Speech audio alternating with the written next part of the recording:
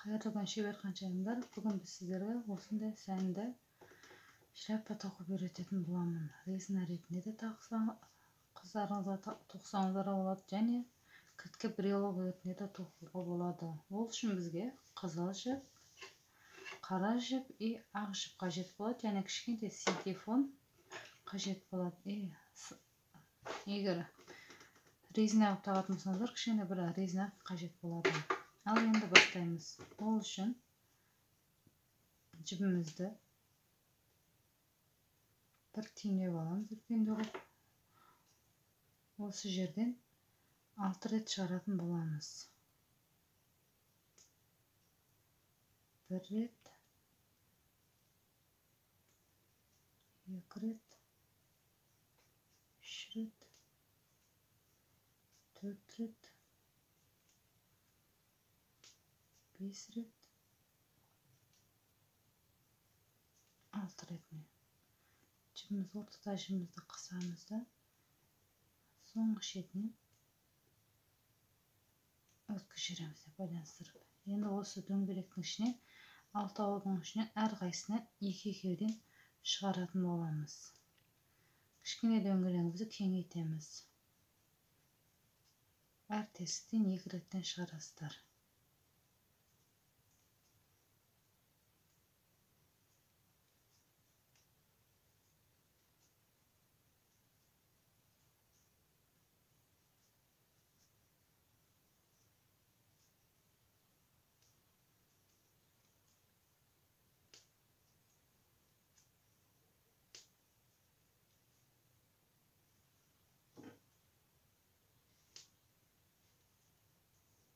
Міне, біздікі кеңейді.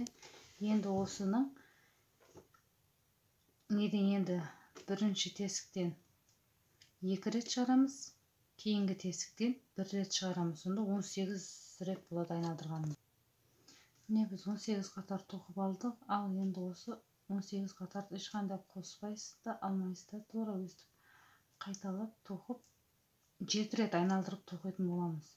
Сонда біздің мына жердегі дөңгелегіміз шығатын болады, бас киімнің бас жағы. Міне 7 қатар тоқып болдық. Ал енді жібімізді бір айналдырып аламыз да, крючокқа да бір айналдырып, бір тесіктен 2 рет жіпті айналдырып шығатын боламыз. Ұзындау қылып шығарамыз өзі. Крючокты жіпті бір айналдырамыз, және тесікке кіргіземіз. Бір шығарамыз, 2, 3. Ұзын қылып шығарамыз. Екінші тесікке де көрсетейін.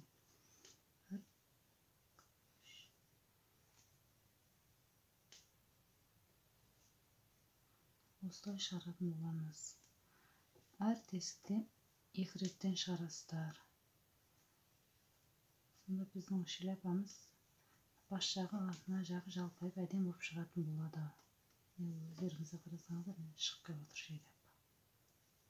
Осылай істеп көрсетеміз. Міне біз айналдырып тоқып болдық.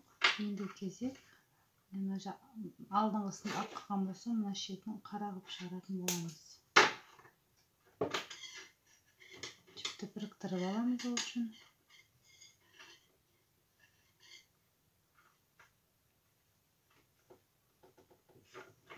Біріктіріп, енді әр тесіктен 2 рет жіпті крючокқа ілмей шығарамыз. Міне. Кейінгі неден де.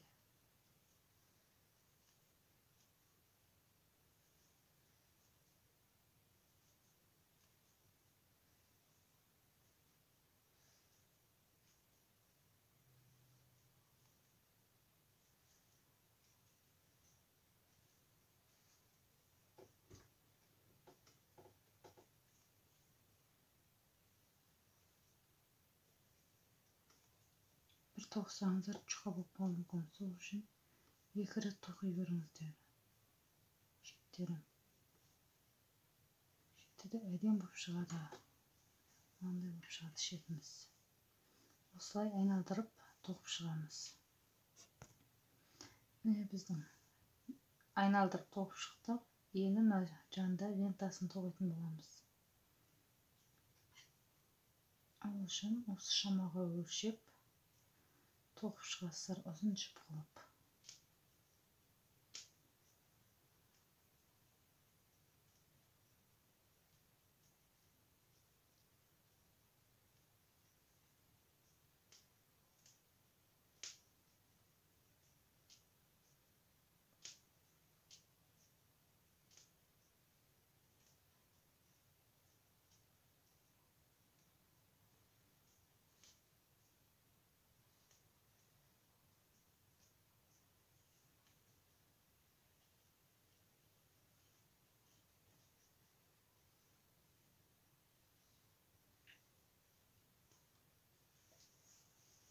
Бантик сияқты қылу үшін сәл ұзындау қылып, артықтау қылып тоқисыздар да біріктіресіздер. Екі бантик қыламыз. Тағы да сөйтіп ұзын қыламыз.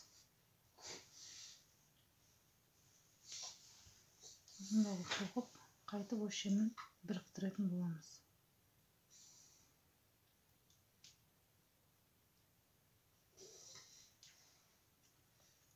Және бас жағындағы жіпті де бауында осыған біріктіріп шығамыз. Міне біздің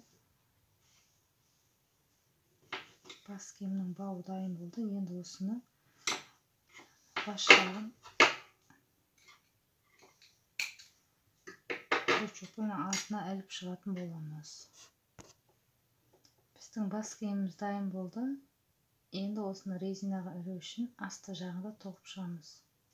Ол үшін 4 қатар тоқимыз. Резинаны алып, ортасын айналдырып, жібімізді шығарып аламыз. Осылай резинада мықты болу үшін 4 рет былайша да өзімізді айналдырып тоқып шығамыз.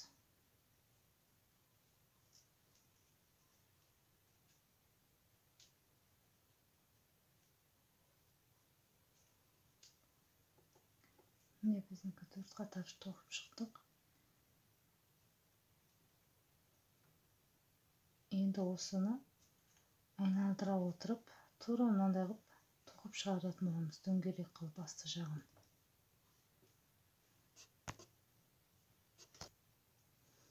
Міне жағып кеңейте береміз. Әр тесіктен 2 реттен шығара береміз. Сонда біздің дөңгелегіміз бір тегіс жалпық болып шығады. Енді осыны шамалап теріс бетіне қаратып көреміз. Міне біздіңкі дөңгелегіміз келіп қалды формасы. Ендігі кезек синтефонды алып, қатты көп сап жүрмеңіздер. Қатты көп сап жүрсеңіздер де үлкейіп кетеді. Формасы да өзгеріп кетеді. Сол үшін шамалап нәзік болып тұрған дұрыс. Осылай қойып аламыз 2 бетіне. Енді 2 бетін екеуін қосып тоқитын боламыз. Шет жағынан бастайсыздар.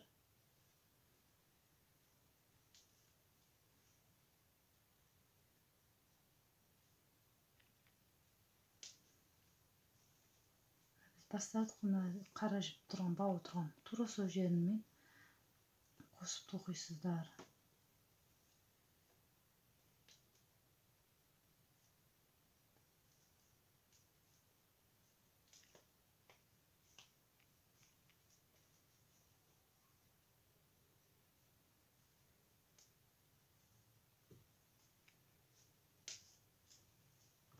Біздікі тоқылып келе жатыр.